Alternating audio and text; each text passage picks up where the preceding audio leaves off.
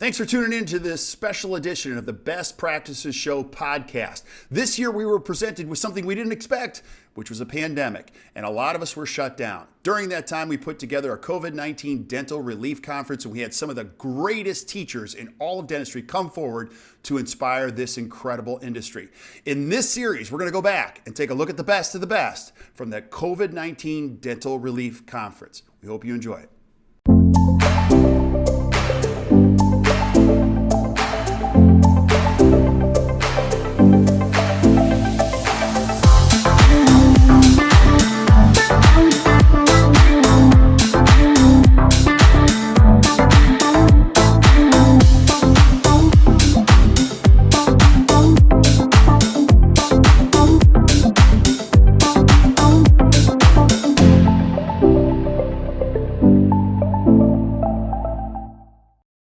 Hi, good evening, ACT. I guess I want to say ACT family, ACT friends, ACT colleagues, team members, taking a moment here tonight in between board meetings to send you off a message. I spoke with Ashton and I thought I'd do a recording. I wish I could be with you all today live to answer question and answers, and I'm hoping to be able to do that in the future. But let's go over a few issues today, a few pressing, I guess, topics that I think are pressing that are coming out of the American Dental Association. And then I'll keep speaking with Ashton.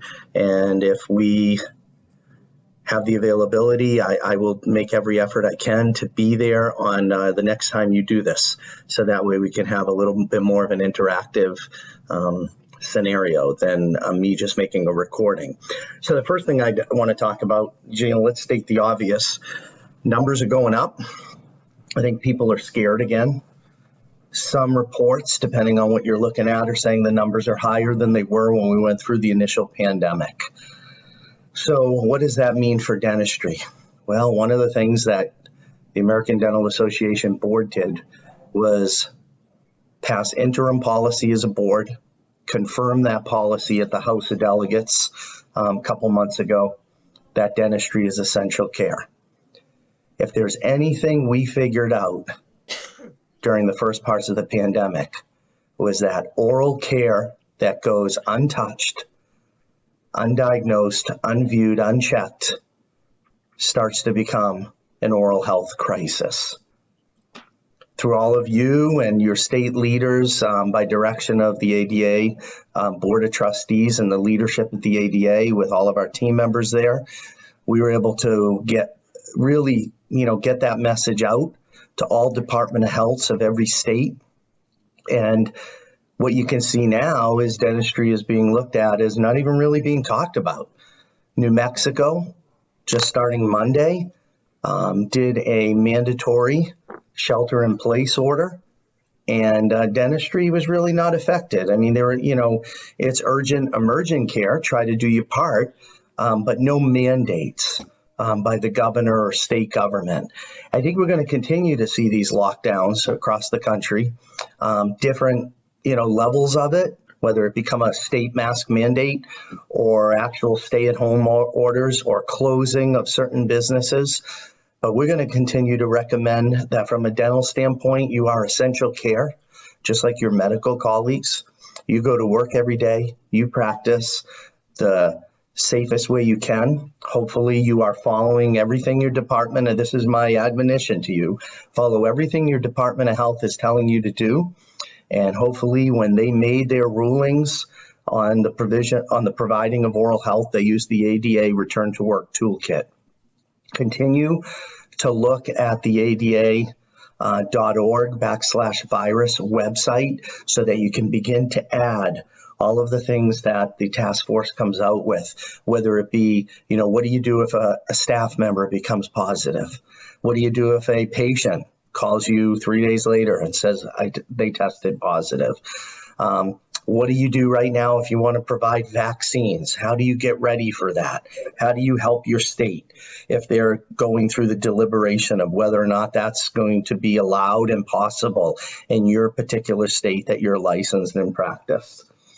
So it's inevitable that we'll have positive people, either as patients or as team members or ourselves during this pandemic.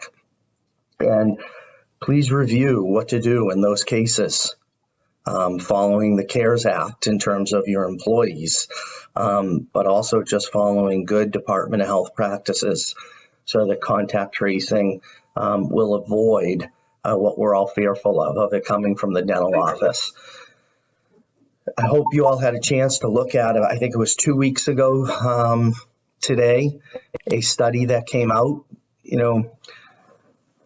One of the things I was disappointed with back in 2003 when we began to go through this pandemic, and I shared this on when I was invited on the ACT webinars, was that there were really no studies done, medicine or dentistry, regarding aerosols, the whole aerosol issue, or even just any issue on how SARS-1 spread. And so here we are at SARS-2, and we didn't have those studies to fall back on.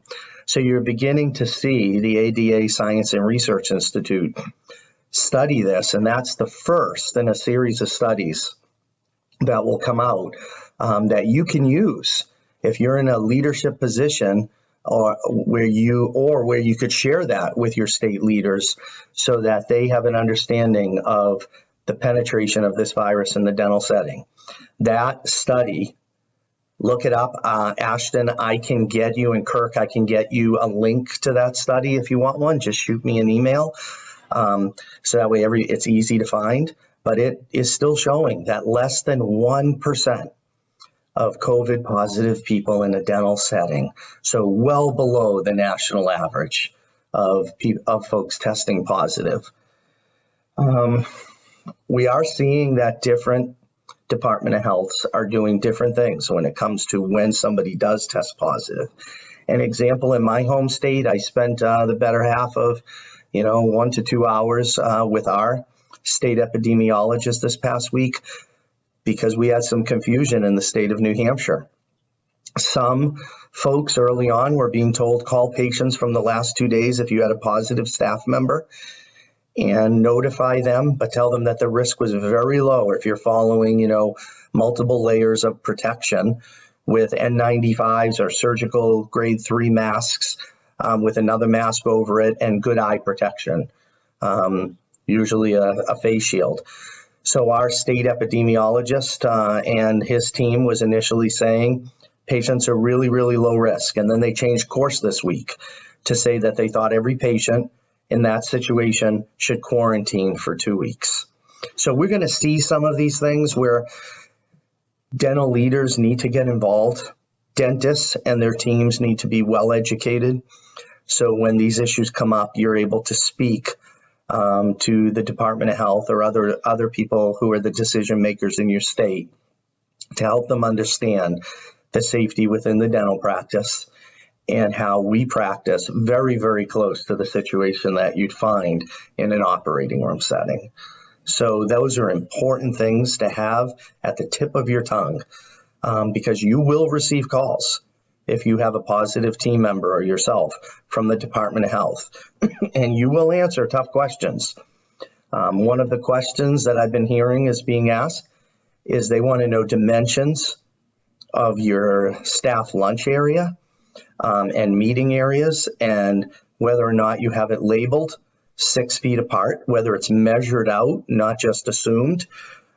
Because they're looking at that as an area where if you have a positive staff member, if everybody's in their PPE, right now at this time, they're treating dentistry like an emergency room or a hospital setting. If everyone's in their PPE and a team member tests positive, that team member goes home and goes through the quarantine process with symptom clearance at this time based on our ADA toolkit, not testing clearance because they have tested positive. And then the rest of the team continues to work, checking for symptoms just like you do every day. So they will call and they will review whether or not that in fact is true, or whether that team member who tested positive had periods of time with no mask on in a lunch type setting or a meeting type setting, or even just in a exhaustion type situation where if they're front desk personnel, they take their mask down when no patients are around. So be vigilant. Please do that, and you'll be able to continue to practice. The next issue I'll cover is the Health Policy Institute and some of the surveys that many of you have taken part. We are seeing a slow decrease in the normal volume of patients. It started off, if you remember, a few weeks ago at about 80% return to pre-COVID levels. It's down to about 76, 77% of normal volume. That's on a national average. There's some people who are way above what they had pre-COVID, and they continue to grow. But for the most part, people are about 3/4 of their normal volume. We don't see that changing. There is a population out there that will not go to the dentist, will not visit their medical doctor unless it's an emergency for routine care and preventative care until there is a vaccine. And we're hearing all the good news about the vaccine. We're all hopeful, both Moderna and Pfizer, stating really high success numbers. Let's hope that's true. Let's pray that's true. We are in phase 1 as a dental profession, so we will be some of the first to receive the virus. I guess what I would say here is take a moment and let's talk politics, but it may be in a different way. So the way I want you to think about politics, if I could, especially now that the election is over, is I see it even in my friends day to day. It's really hard, the way we're bombarded with 24/7 news, to separate our politics from being a person. And we've lost that, I feel, in our communities and in our nation. So for 1 minute, if I could implore you to be a dentist, to be a colleague, to be a friend, a boss, a compassionate person, and understand that there are no politics in a vaccine. If those folks in politics want to make it politics as a dental profession, we're above that. Do your homework. Be part of the tooth party, not the Democratic Party or the Republican Party or any other party. Be part of the tooth party. Understand what it will take to be safe, to be in phase 1, to be vaccinated if the studies were done correctly. We've all had a science background. You should be able to look at what the FDA is doing. You should be able to read on your own and talk to colleagues about whether or not it was done like the development of all other vaccines in a much quicker fashion, and figure out for yourself if it's safe. You don't need a politician or a news reporter to tell you whether it's safe or not. And work with your Department of Health and decide whether or not you personally are going to receive that vaccine. You may find that it's mandated. If the Department of Health across this country feel that it is safe based on what the FDA has approved, I think will probably be mandated, both ourselves and our dental teams, much like the hepatitis B vaccine. So be prepared for that. An important part, a second part of that's the reception part of the vaccine. How about the administration of the vaccine? Let's chat about that. That's going to be state by state, dependent on the licensing board. Take the time to reach out to your licensing board. Ask them if they've had a chance to discuss this at one of their meetings and whether or not they have a position. We're finding at the ADA, and you'll find that some states that you're in say absolutely not. We're not going to be administering vaccines. Other states, we had Resolution 20 at the ADA, which implored dentists and dental societies to be a part of the rolling out of the vaccine and the administration of it. Pharmacies cannot do this on their own. There are going to be too many people to vaccinate. Dentists can step up here and fill that gap. We passed a resolution at the ADA stating just that, our willingness to do so. Now it's going to be incumbent upon every dentist and every dental licensing board to take a look at this and see if it's right for their dental practice setting to do that. So please look into that. Another thing with regards to practice is testing. We're always being asked about testing. At this time, you've heard as far as antigen testing, not to test whether you had the disease, which would be antibody, but to test whether you currently have the disease and are able to transmit the disease. There's a rapid test and a PCR test. So 2 tests. Both of them are still emergency use authorization only by the FDA. just like you're probably hearing that the vaccine is most likely going to be administered or rolled out, and that's under that same category of EUA. So as far as testing goes, we're not at a point, I've told you before, be very careful. If someone reaches out to the office and says, we have testing, you'll be able to test your patients and your staff every morning in under 15 minutes. Those tests are not specific enough to trust. I have heard, and I'm sure all of you have heard, about people who have tested positive with no symptoms and a day later test negative, and it's called a false positive. And there's been anywhere from 5 to 30% of false negatives where someone has symptoms and on their third test and fourth test, they test positive. So please be careful with testing. We are hearing that there's a development of a saliva test, which is showing really good specificity, but nothing yet that we could administer in a setting of a private dental practice. Some of your colleagues may have accessed the testing, and they may be using it because they're a hospital-based dental practice or co-joined with a hospital, and they're able to use the policies of the hospital to get a test, a day before they provide dental treatment. Different situation. When it comes to private practice dentistry, we're not there yet. Another topic, let's talk Washington, D.C. and what's going on there. We're at that term of, I guess, gridlock or stuck in the mud.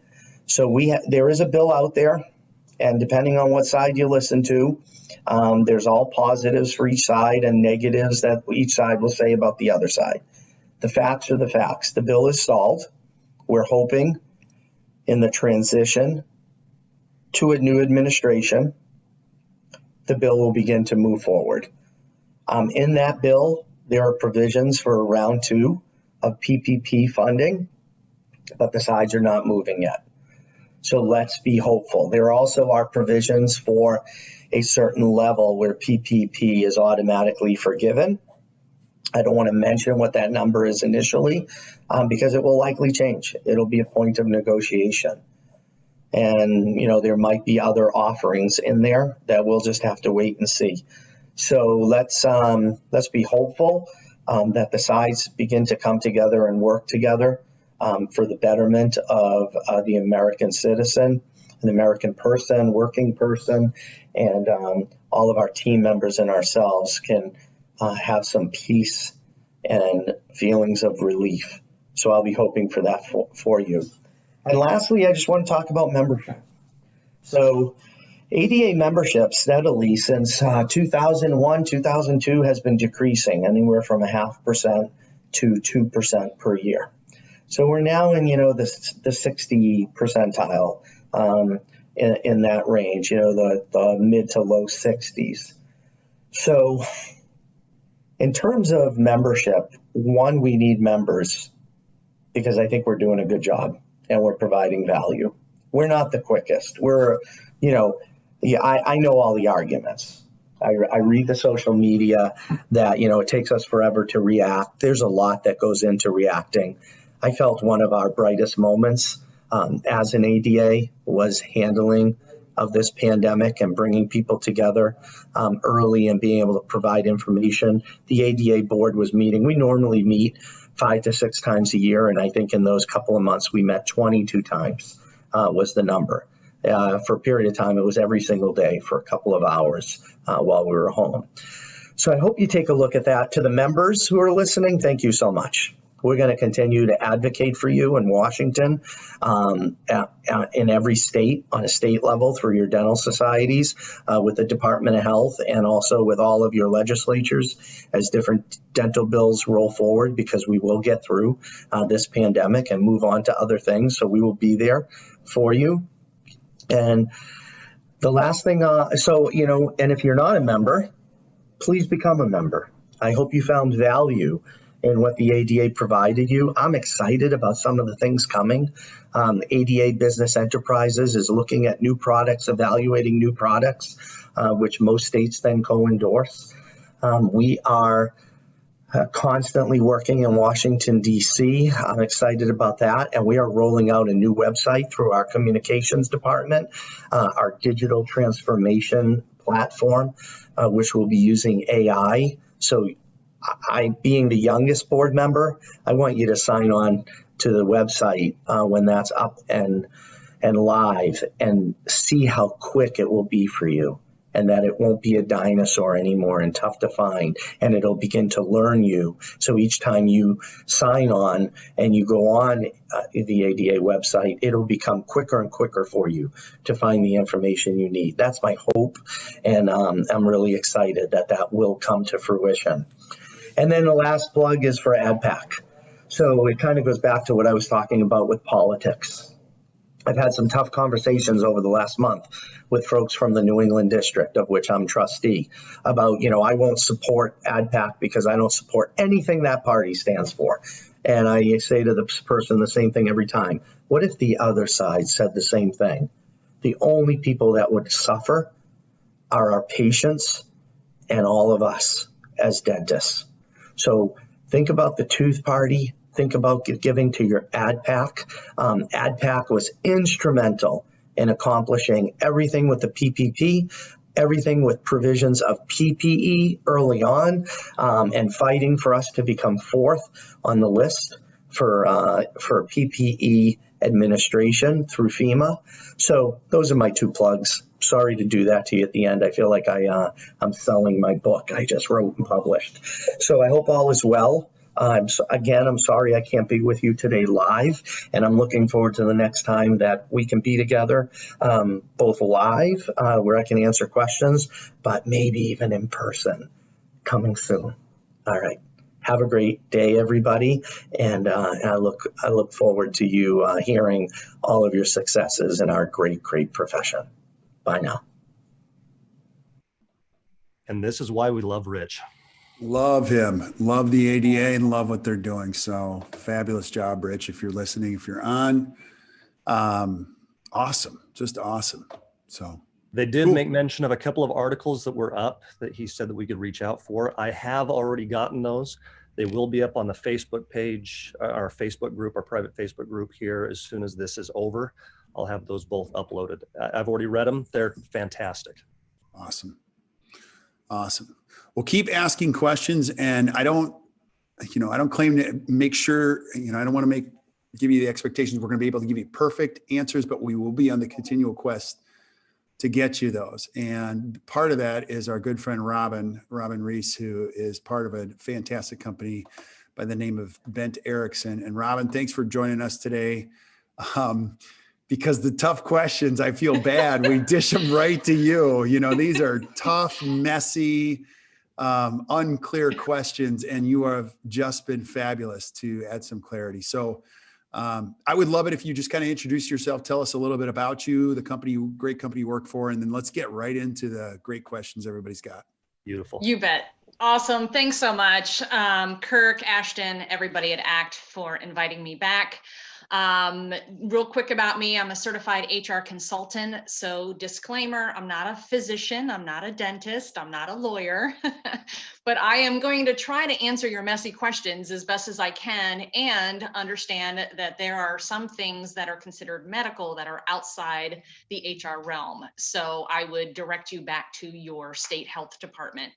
And that really leads me into some of the questions that I know were ahead of time asked on Facebook. So Ashton, thank you for tagging me on that, about some of the, what do I do if somebody tests positive? And Dr. Rosato, I don't know if everybody on here was able to see the whole video. He spoke a lot about some amazing resources that the ADA and the CDC, the toolkits, the flow charts. I would direct you to that as far as getting the medical advice as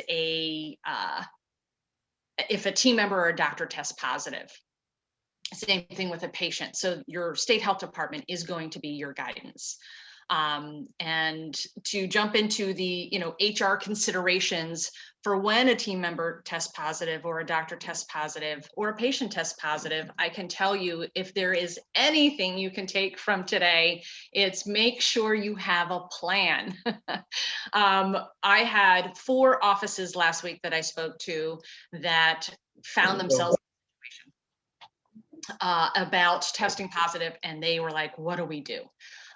So it's inevitable, like Dr. Rosato said, that you're going to. I would have had to drive here first. But then, yeah. So I would highly recommend that you come together as a team and make sure that you have this plan in place. So when you are notified, this is what happens. So of course, there's also the flu season and other just stomach bugs and sickness that goes around. And I think everybody's, heightened awareness is, immediately get tested for COVID.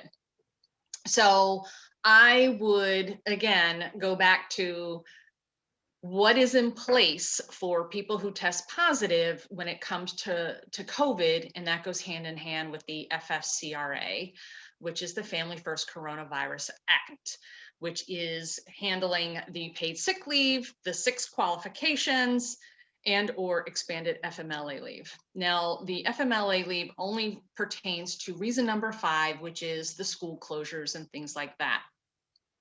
But to really back it up to whether or not somebody qualifies for FFCRA paid sick leave. The 2 things to keep in mind is when FFCRA applies is if there's a healthcare or medical provider direction to get tested or get quarantined. That's number 1. You, the dentist, as the employer, cannot be that medical provider. It has to be somebody else, whether it's the Minute Clinic, a health practitioner, or whatever it might be.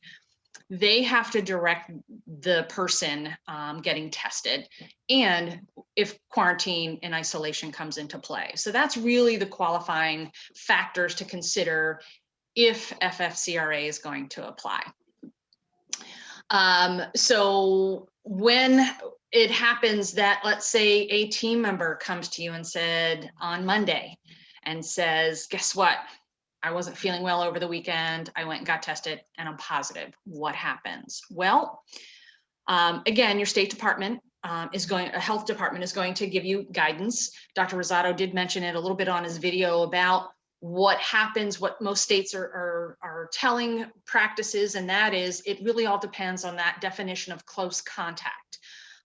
If you are being vigilant with your PPE and having those isolated, times where you might be with a patient, what the risk of exposure is, it's very, very low in the dental practice because you have all those layers. Again, having those barriers, seeing one patient at a time, that really goes to your benefit when a team member or other person tests positive. So the first and foremost thing is, show care and concern and compassion. Above all else, we're all humans, and this is going to happen. And then you also have to put your employer hat on and be respectful of the Americans with Disabilities Act, the other ADA that is in full effect when it considers a medical diagnosis that you cannot share that with anybody else. And what I mean by that is, again, your state health department or the medical provider who made the diagnosis can offer guidance on who needs to be notified. If it's a team member, of course, you want to let your other team members know, but you cannot divulge the person's name. Again, for HIPAA reasons, for confidentiality under the Americans with Disabilities Act, it's considered a medical condition. You are not at liberty to share that information. Now, if your team member chooses to post it somewhere, that's on them. However, from the employer standpoint and in the notification process, whether you have to notify other patients or not that team member came in contact with, you cannot disclose that person's name. So you have to be very generic that it's been brought to your attention or you've been notified that someone that they have been in contact with or who was present in the building at the same time as their appointment has tested positive. Reassure them, because of all the safety protocols you have in place, their chance of exposure extremely low. However, you feel it prudent and out of an abundance of caution to let them know to monitor themselves for symptoms. Again, your state health department, even the ADA, I believe, or the CDC does have some recommended verbiage for that. And that'll be helpful. So as far as notification, again, the answer is it all depends. It all depends on who it is. Now, I'll jump ahead to what if the doctor tests positive and the office has to close? What happens then? Well, it just so happens I have a client experiencing that. And that is he has to close the practice for 2 weeks. Now, he was hoping that he could pay his team FFCRA, paid sick leave, because it was, him who tested positive and he can't work, therefore they can't work. The Department of Labor is very, very clear about when FFCRA can be paid. If the office closes, FFCRA is off the table. You cannot continue to pay anybody under FFCRA. Therefore, your only other option for wages during an office closure, if the doctor tests positive, is unemployment. So again, the Department of Labor is very clear about that. Now, looking at the calendar, we are 6 weeks from today when FFCRA expires. So in the next 6 weeks, FFCRA will apply, but as of January 1, it goes away. The wages that an employer is going to pay for FFCRA is eligible to be reimbursed through payroll tax credits.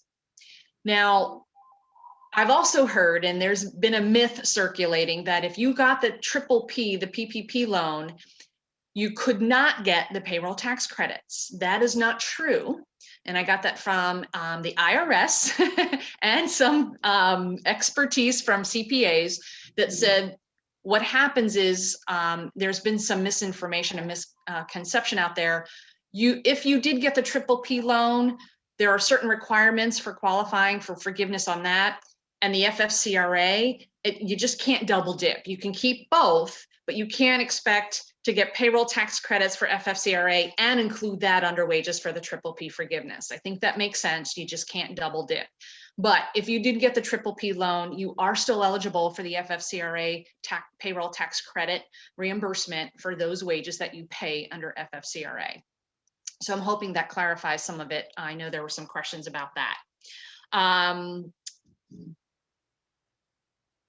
I think, that kind of covers what FFCRA is about. Like I said, there is some flu season, stomach bugs. Let's say somebody says, I have symptoms that could be COVID. I'm going to go get tested. But then it turns out a couple of days later, oh, they just have the flu or they just have a stomach bug or whatever. They could qualify for FFCRA for those few days that they're getting a diagnosis. But once that diagnosis comes back negative, then FFCRA no longer applies. And again, the maximum someone can get paid leave under FFCRA is up to 80 hours or 2 weeks of a 40-hour work week. If you work 32 hours and you're out from a positive symptomatic COVID test, then you get 64 paid leave hours because that's your normal schedule. I know there was some confusion about that. Of course, if the doctor requires someone to go get tested, then the doctor is responsible for payment of the test, as well as the wages for the employee to go get the test and come back to the office or return to home, or however it might work out. So be mindful that doctors, if you do require someone to get tested, that you would be on the hook for either paying for the test up front or reimbursing the employee once they handed in, the receipt of getting tested. There's great guidance out there as far as, if you're asymptomatic and you test positive, if you're not symptomatic and you test negative, when can you come back? All of that good stuff. Again, I won't, go down that rabbit hole and go into the details for that. But I think before I move on, Ashton or Kirk, I think that addresses most of the FFCRA questions. Is that correct? For the most part, yes. Okay. So do you want me to pause and we'll just jump in and see if there's any others? Oh, there's lists and lists worth of questions that are going on, not only here, but on that Facebook page as well. Sure. All of what you saw were just, what do we do if someone tests positive? My wife tests positive. Can I not go in? Am I supposed to quarantine myself? I mean, if I had one assistant that actually did test positive, does that mean that I'm now out for the next month or few weeks or whatever it be? There's just so much uncertainty. And like you said Sure. earlier, There's those that will require it and others that don't. There's just so much uncertainty with it. Whether it's just to you as well, Robyn. I mean, we've got Kirk, we've got Bill, we've got Barrett, everybody else that's on here. What do we do?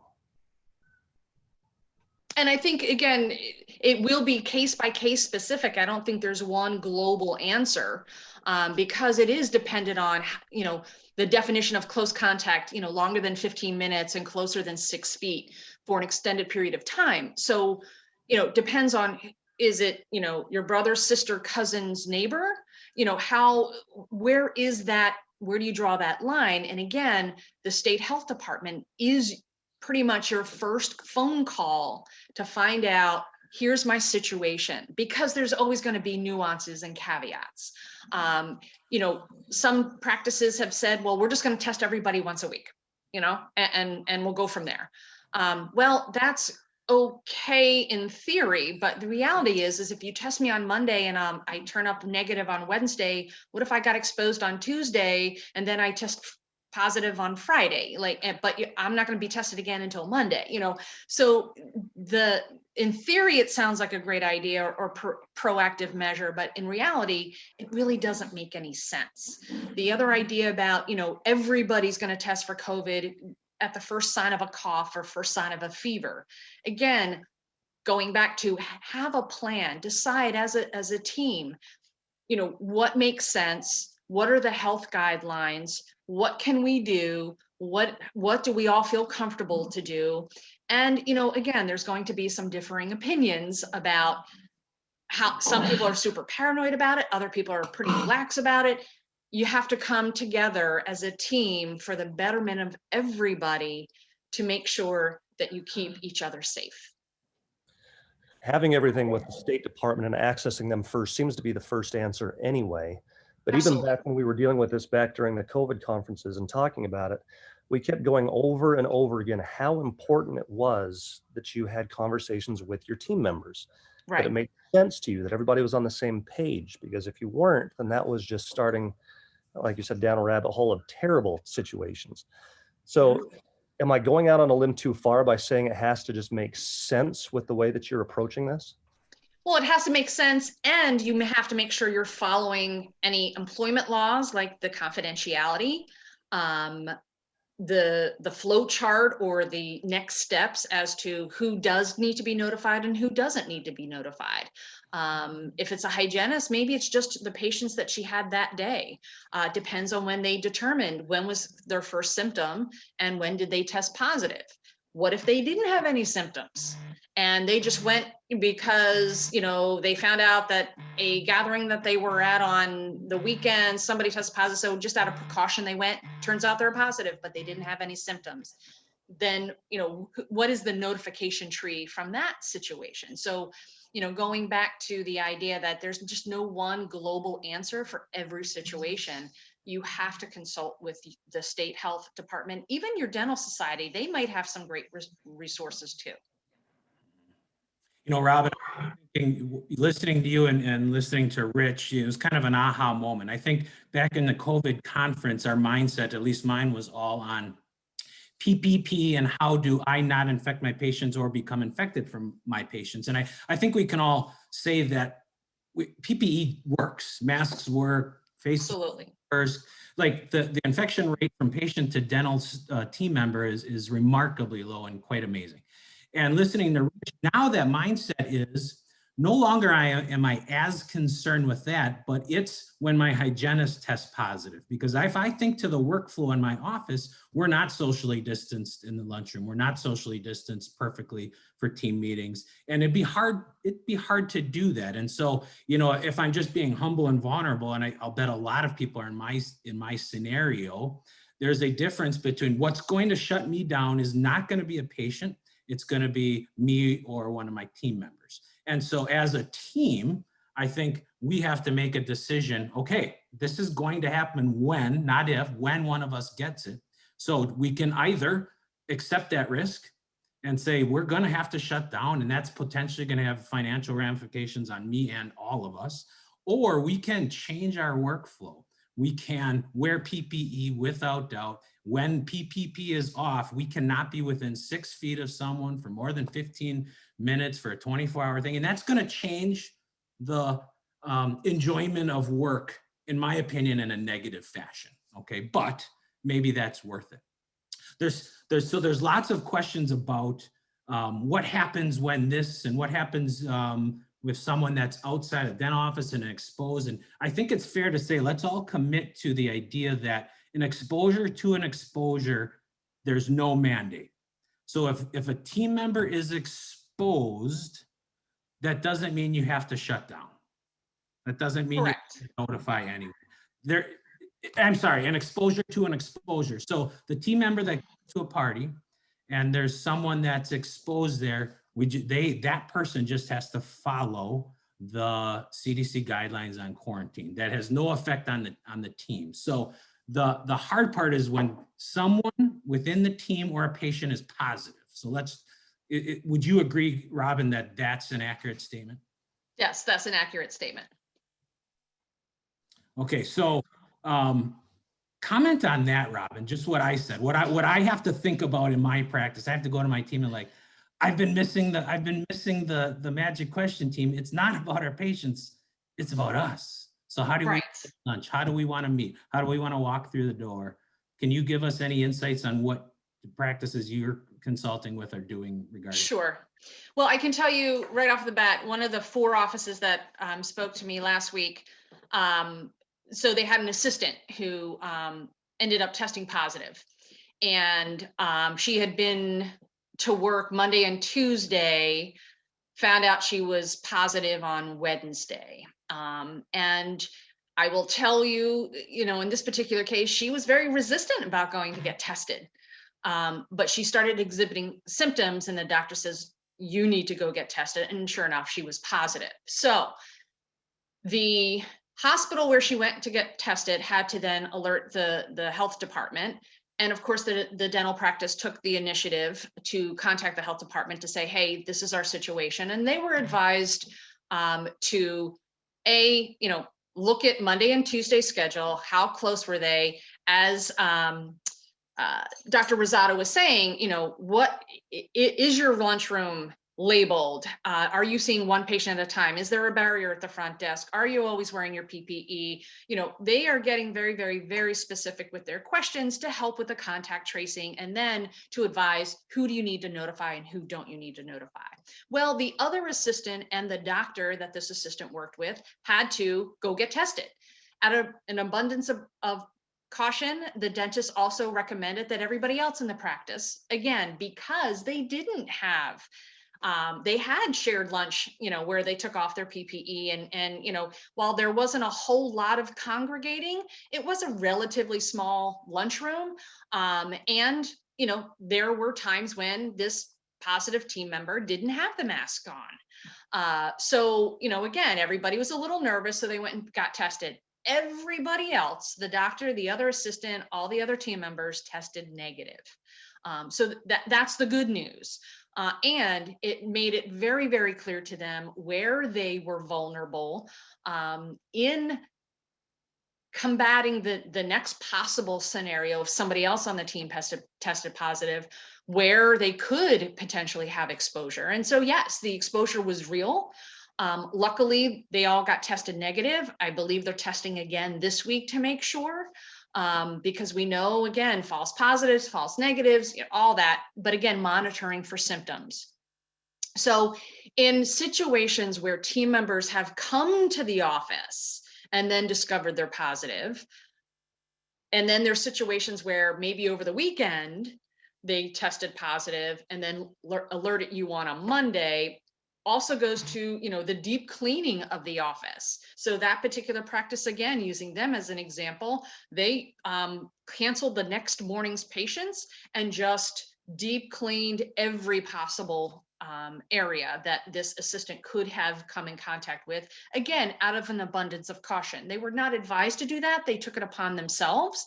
And I think, again, it was a great thing that they came together as a team and said, this is what we feel comfortable doing. So it does go back to coming together as a team and saying, when this happens in this scenario, this is what we're going to do. Of course, our first phone call is the State Department of Health. Now, you can do that right now when you don't even have that emotional piece to it.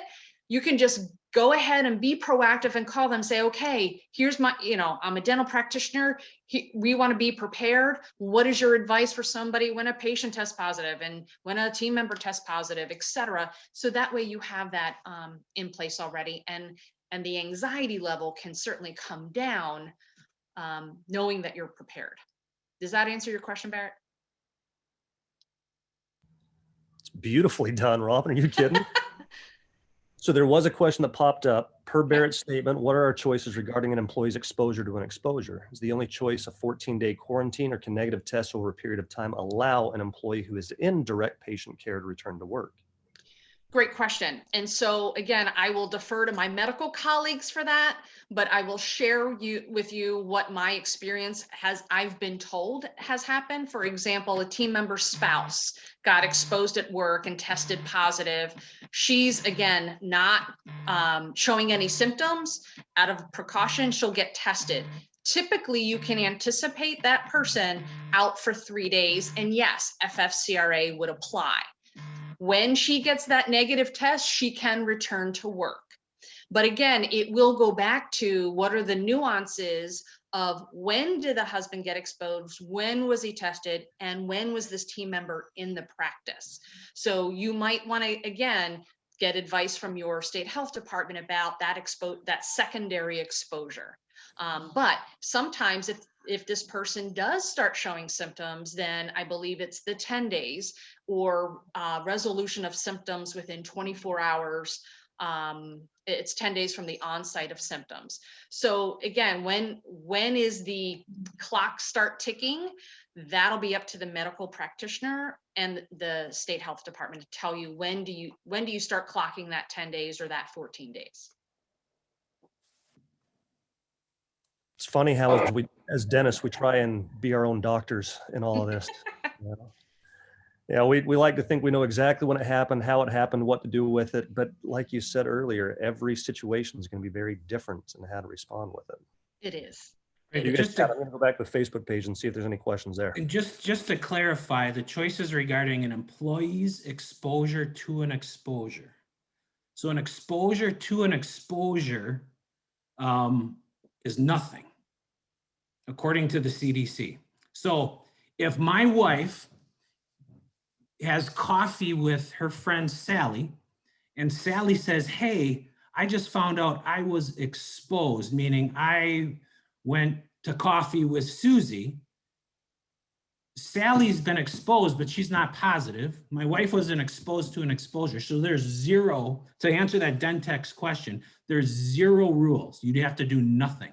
The only time anyone, under my understanding, the only time anyone has to do anything is when you're exposed to a known positive or someone that has very symptomatic that has not been tested. Then you have a probable case. Then you have to go to the CDC guidelines and the State Department of Health and follow. But just to clarify, because this exposure to exposure is everywhere. It's in our communities. It's at the grocery store. Rotary clubs. Everyone is talking about exposure to exposure. And we can solve a lot of these questions. If we do exposure to exposure, you have to do nothing. An exposure to a symptomatic patient, a probable patient, or a known positive, now we got to dig in and figure it out. Yeah, now you start going through the steps. Yeah. Right. I've got a question about, again, the dentist being required to pay for it. That's a gray area, it seems to me, because if the dentist says you must go get tested, then clearly the dentist has to pay. But if it's sort of the team's decision that, maybe we're going to go get tested, how does that fall out? That's a great question. If it's, again, part of the employment process, the employer is going to be responsible.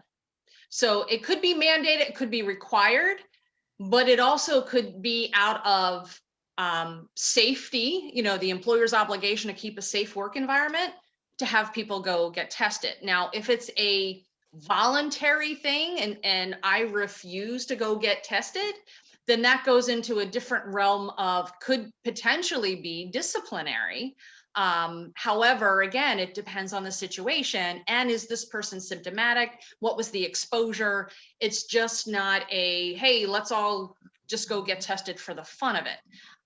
So I think there are guidelines as to who's requiring it or who's recommending it and the reason behind that.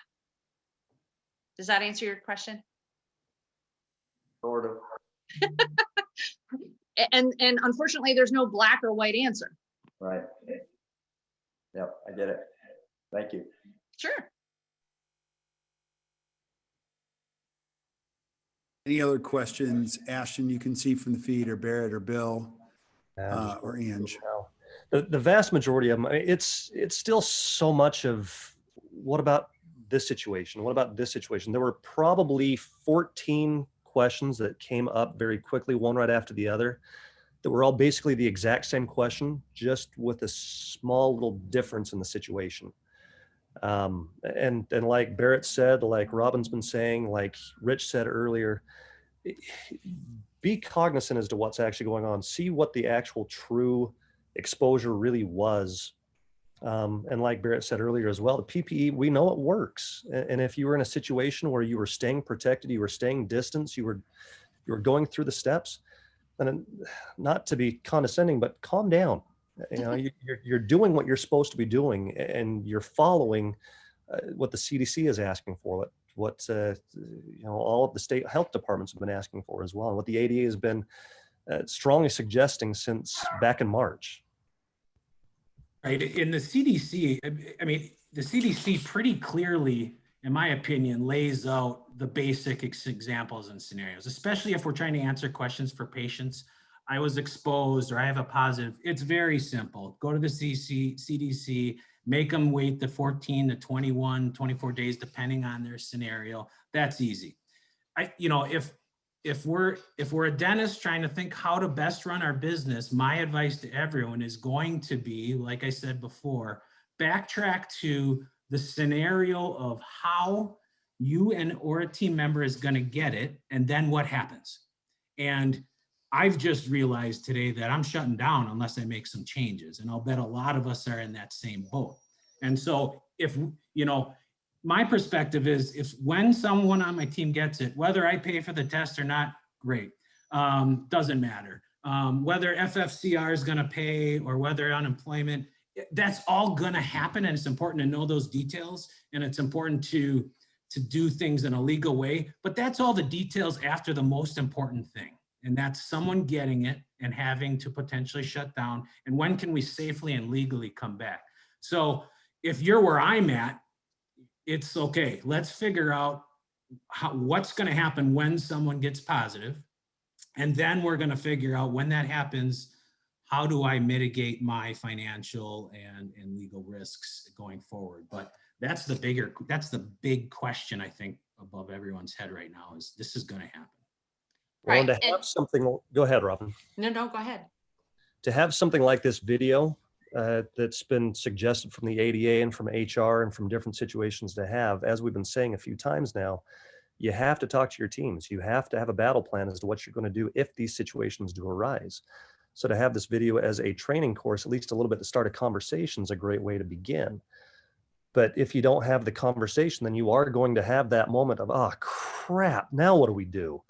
And that's not a good situation to be in when it actually comes to full reality. It's just not a good way to go. Absolutely. And to answer your question, Barrett, as far as shutdown is concerned, in my experience, the only time a practice really has been kind of forced to shut down from COVID is when the dentist, the provider, has tested positive.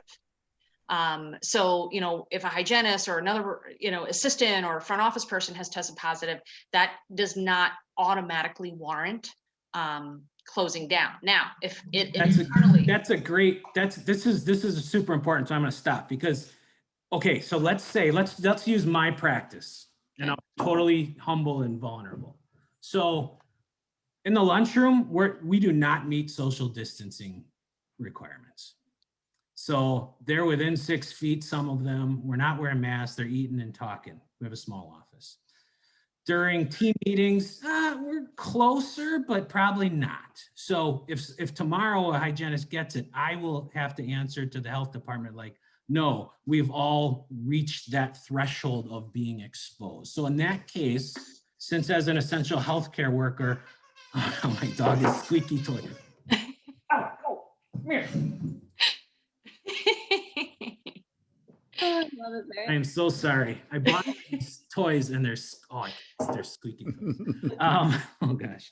So, where was I? That just threw me off. So when my hygienist gets it, we're not going to meet that threshold, Robyn. So are the rules of quarantine different for essential healthcare workers based on a negative test? So my understanding is if someone is exposed, a regular person that works wherever, a negative test does not get them off a 14-day quarantine, according to the CDC. Is that different for healthcare workers? Great question, and I don't have the answer to that. And I would, again, defer to the CDC and the public health departments, because I know there are different rules for different states and how they view that. So it's a great question. I wish I could give you an answer, but I can't. One of the questions that popped up, my hygienist doesn't want to see nurses who work with COVID positive patients. Any thoughts? Well, now, that becomes, an employer-employee relationship issue. And it depends on what the understanding of the job description is and your employee manual and the expectations of behavior in the practice.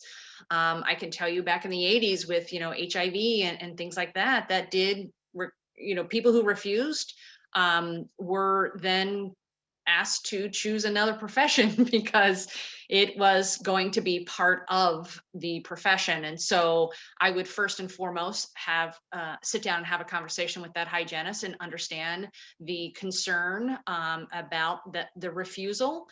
Could be that, they have young children at home or immunocompromised spouse or other family members that they're around, and it increases their risk of transmission. Whatever it would be, I would say have that human conversation first. And then ultimately, if it's a requirement that a hygienist who has all the appropriate PPE, even before COVID, the decision then determines, can you still be a part of our team?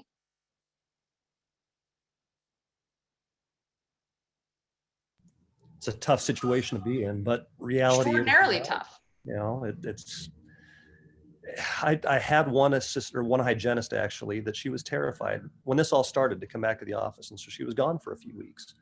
And the question came up back during even the conferences. We talked about this kind of thing of, is she allowed back? Should she be there in the first place? Again, it goes back to office by office and team mentality. Expectations and what is the requirement of the position? Right. Absolutely. Well, we're at the top of the hour, Kirk. What do you think? Should we keep going? Awesome. Unless there's other questions, I think we can wrap it up for the day, and just want to give huge shout out thanks to not only my team, but the team at the ADA and Bent Erickson for lending your expertise and guidance and leadership throughout this whole thing. We're going to continue to lean on you guys, and Valen told you for future projects as they come about. Next week will be Thanksgiving, so it'll be hard to get an update there. Maybe the following week, if we can. You guys just keep sending us questions, things that you guys want to see. We'll monitor the Facebook group pretty well, and just do our best to be here to support you guys through beyond this whole crazy thing. And I guess I'll just leave with saying this: a great time to be thankful, even in a crazy year. So hope you guys all stay safe. Have a great Thanksgiving, and we are grateful for you. I'll say that. Hey, Kirk, what Yes. do we got coming up in 2 weeks on ACU? Hey, man, I'm so glad you asked, because I've been working on this. So on December 4th, thought you never asked. We at ACT Dental U, it's been really, really fun as we've grown, and today's Dr. Stephen Chu was amazing. So on December 4th, which is Friday, we're actually gonna be doing a team program. One of the requests that we've been getting a lot is, hey, look, can you help us with verbal skills? not only in verbal skills and scheduling, but these tough questions that keep coming in. How can you guys help us with verbal skills? So Angela was kind enough to help me pilot this, where we're organizing the toughest questions. So we're going to bring you answers to the toughest questions you guys get all day long as an office on ACT Dental U. It's a team program. It'll run from 11 o'clock Eastern time until 1 o'clock Eastern time, Friday, December 4th. So rally the troops, tell your friends, bring your team, get ready to take notes, send us the questions, and we'll dish it back to you and give you some good tools to deal with the toughest stuff you guys deal with. What do you think? Everyone that's currently a member of ACT, you go into your library, go to the community and post your questions. So Kirk, yes, with a great answer, and you can literally have the ammunition for all your toughest questions when you go back. But enter those in the community. If you're not an ACT member yet, get on in there. We'd love to have you. It's awesome. Yeah. If you didn't hear Stephen Chu speak today, you missed an amazing lecture. He went solid for 2 hours, and it was not only new and innovative information, but his clinical honesty is really refreshing. So He was brilliant. If you didn't hear it, it's in our library now, and Yeah. so the access to the library is by joining. So it was a wonderful lecture. I like what he said. Can I share one more case? And it was the ultimate failure. Yeah, exactly. He ended with one of his failures. It's exactly right. Awesome. Well, gosh, I just appreciate this so much. And we're here for you guys. If you have questions, reach out to us. But we'll be back again next week with some good stuff, and actually the week after that. So again, take care of yourselves. We're grateful for you guys, and happy Thanksgiving, everybody. Happy Thanksgiving.